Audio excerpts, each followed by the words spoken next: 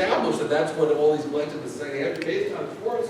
Once you're there, you have to understand that the person who's going to come to the top is what person? The person most comfortable using force. Who's most comfortable using force? Psychopaths. Okay? If our leader dies, and it's between you and me, one of us is going to be the next leader, okay? Who's going to win? The one who has the least compunction about doing anything to anybody to get in power. That's how Stalins and Hitlers and Pol Pots get there. Is that if I have to kill 1 million people, it doesn't bother me at all. If you be like, well, I can't do that, I'm going to beat you because I'm a bigger psychopath than you are. And that's inevitably who rises out. There couldn't be a sharper contrast. And I still haven't gotten to the biggest of all the reasons why socialism and collectivism can't work and they can't deliver what they promise to deliver. And again, it goes back to the nature of economics, but it's one of the biggest points in the whole world of economics, and that is that our economy is incredibly complicated and getting more so by the minute. And I got into we're running out of time, I got into a very short version of the story. But if you look at even a simple thing like a toaster, millions of people had to coordinate their labor to build that toaster. I mean, what's the toaster got in it? You got like aluminum, right? Okay. Well, where do you get aluminum from? There's a company that mines aluminum, and it's in the ground. It's called bauxite. Okay, lest you think I don't do research.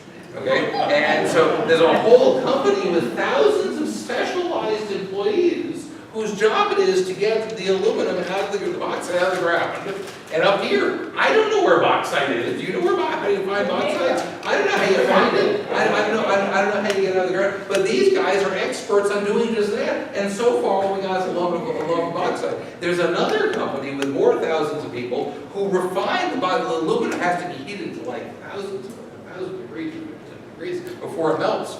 I don't know how you heat it to 1500 degrees without melting whatever you put it in. I wouldn't be able to do that. But these guys are experts. Thousands of specialized experts know how to do this. And it goes on and on and on. The copper wiring is a whole other mine, a whole other refining process.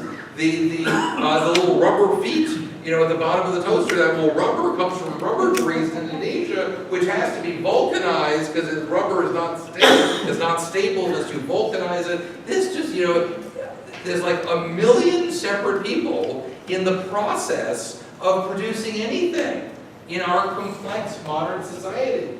The question is, who conducts this orchestra? Who coordinates? Who decides how much aluminum goes into baseball bats, and how much goes into toasters, and how much goes into aluminum foil? Jet airplanes. There's like 1 million places you use aluminum. Who figures this all out? Free market. Well, the free market does it in a very specific way, and then it's called the price mechanism. See, people think that prices are just some random number. It's a price. But the truth is that prices are the secret to understanding what goes on in the economy. And it's why when politicians talk about where it's going to change minimum wage laws, they're missing the point so drastically, because it's these prices that are the signposts that run our whole economy. So if somebody's trying to make a toaster and there's not enough aluminum, you know what happens? The price of aluminum goes up. And the people running the aluminum mine say, look at that. The people running the aluminum mine don't know about the guy making the toaster. There's 7 billion people in the world. They don't know all this stuff, but they know the price of aluminum. And the price of aluminum goes up. We're going to produce more aluminum. We're going to hire more people, run more ships. Let's make money. And then if there's too much aluminum, then the price goes down and they stop doing it because it's not profitable anymore. The price mechanism controls every single aspect of our economic behavior, both as producers and consumers, every minute of our life.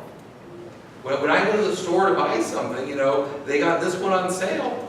Why is the iceberg lettuce on sale and the romaine lettuce is not on sale? Because they got too much iceberg lettuce and not enough romaine lettuce. Okay? I'm switching my behavior because these price signals give me the information I need about what is scarce and what is not scarce, and with a built-in incentive. It's economically beneficial for me if I obey the price signals. Now, there are people who won't switch. There are people who will say, oh, no, I want the romaine lettuce and it will cost more. And if not enough people switch, you know what happens? The price of the romaine will go up and up and up, and the price of the iceberg will go down and until a point where enough people switch, where it comes out even again. Everything we do economically, as employees, employers, producers, consumers, is guided by these signals. The idea of socialism is that you can just arbitrarily change these things. And you cannot. It is the system that coordinates all human activity on Earth, and there is no such thing as an American economy. There is a global economy. We haven't, you could argue 200 years ago it was an American economy. Today it is all global. The price of aluminum in the United States and the price of aluminum in Mongolia is within a half a cent. At any given moment, at any given day. All of this stuff immediately adjusts to everywhere else, and it coordinates all of this behavior. And this is how capitalism does what it does.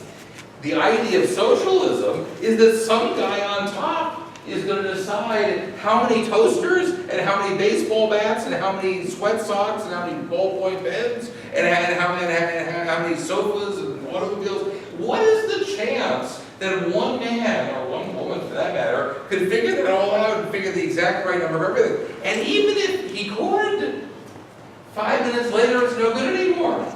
This changes every second of every day. People's preferences change, their needs, their desires, their wants, their circumstances change every second of every day. The inevitability of socialism is that you can't keep up with this. It's not even close. The reason people in the Soviet Union had to wait in line for a week to get a roll of toilet paper was not because their leaders were bad, even though they were.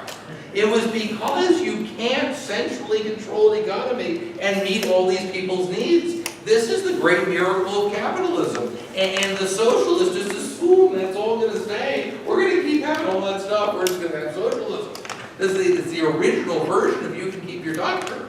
You're not keeping anything. You get rid of the system that provides all of this bounty. You're going to be Venezuela, where they're fighting over scraps of food because a country that was prosperous just a couple of years ago has been driven to the ground by insane socialist policies. Capitalism is not a luxury, it's what makes it possible. That's worth noting, it's important to note. How much more complex is the economy today compared to 100 years ago? Is it fair to say it's a whole lot more complex? Do we agree on that? Okay, how much bigger is your brain than your great-great-grandfather's brain 100 years ago? I hate to disappoint you, but your brain is the same size. It's not any bigger at all, okay? This is very important. Socialism was a bad idea 100 years ago. It's a worse idea today. Because the fundamental fact you cannot escape is the fundamental concept of socialism is that this plan has to get washed through somebody's head. Some guy has got to sign off that this is our economic plan. The chance that his one brain is going to be able to comprehend all the details of what's going on in our entire way is just absurd. It's absurd. And it's more absurd today than it was 100 years ago because our brains are the same size and the economy is a million times more complicated. And 100 years from now, socialism will be a worse idea than it is today. Because it will get even more complicated and our brains will stay the same size. Okay? This is probably the biggest, most important economic point you are ever going to hear that you could go to an American university and get a degree in economics and never hear about. Okay? That capitalism is indispensable because it allows for the only way our unbelievably complicated system can work. And that is for each individual person to deal with the realm that he knows. I know what my family needs. I know the things I want, and from a consuming point, and from a producing point, I know how to do my job. I know how to produce what it is that I produce. I don't know how these other people produce it, okay? I don't need to know. They know how to produce it. And if they satisfy me, they get my business, okay? People know what they want from the economy. They don't know how to produce it, which is the natural state of affairs, particularly as we get more and more complicated. And we want to get more and more complicated because that's what makes us wealthier and wealthier.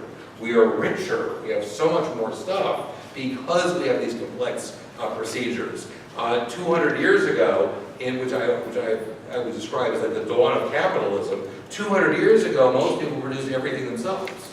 They grew their own food, they built their own log cabin, and they were way, way poorer than any of us would find acceptable today, because it's hugely inefficient to do everything yourself. When we divide this with other people, but the division with other people only works if we allow each person to be a separate center of knowledge, making his own decisions about what he knows how to produce, and his own decisions about what he or she wants to consume or would like to consume and wants to ask from the marketplace. That is the indispensable secret of capitalism. And I think I'm going to leave it there, except I'm going to take a minute to tell you about my books, because it's the other half of my life. I write books. But Bernie's going to introduce a new democratic socialism. It's going to be different. Well, it's always different because it never worked in the past. Right. Okay? The mission of every socialist forever is to reject all previous forms of socialism. Right. They've been doing this for as long as they've been socialism. That was all a mistake. That was Stalin and Hitler and Pol Pot. They got it all wrong. This one, and this time we got the formula right. This time I got that. That is the inevitable position that every new generation of socialists is going to be put in, is to escape the past. But I'm not supposed to do questions here. So give me 1 second on books, because years ago, my friend said, you should write a book. And I did, and it was like the wrong book.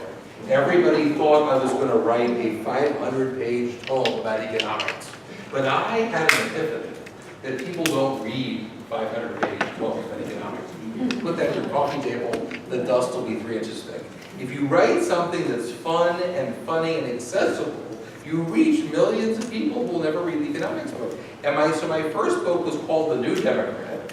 It is a parody of Obama based on The Cat in the Hat. Because my thought was that The Cat in the Hat is just like Obama. He shows up uninvited at this middle-class American home. What's he do when he gets inside? He wrecks the place. He wrecks everything he touches. And the fascinating thing to me, being a student of literature, is that the cat never gets it. To the last page of the book, the cat never understands what's obvious to everybody else, and that is that he is the problem. Can you imagine Obama ever coming to suspect that he's the problem? No. In a million trillion years, the thought would ever come to his mind. And he's got these two little friends saying one thing too, do you remember? They became Pelosi and Reed. I realized I was writing the first history of the Obama years, all done as The Cat in the Hat. It goes through bailouts, stimuluses, death panels, everything you remember from 7 fun-filled Obama years, all done as The Cat in the Hat. And I got my first book review last year, and I was so proud. Salon.com said that this is the most twisted piece of conservative propaganda print now, and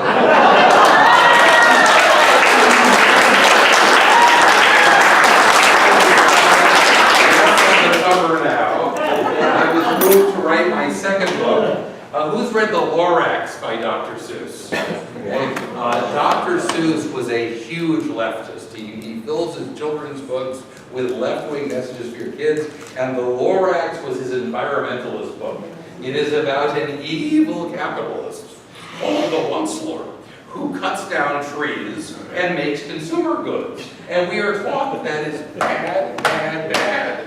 He drives the trees to extinction. He wipes them out, they're extinct, there's no more trees, and his factory promptly goes out of business. And I read this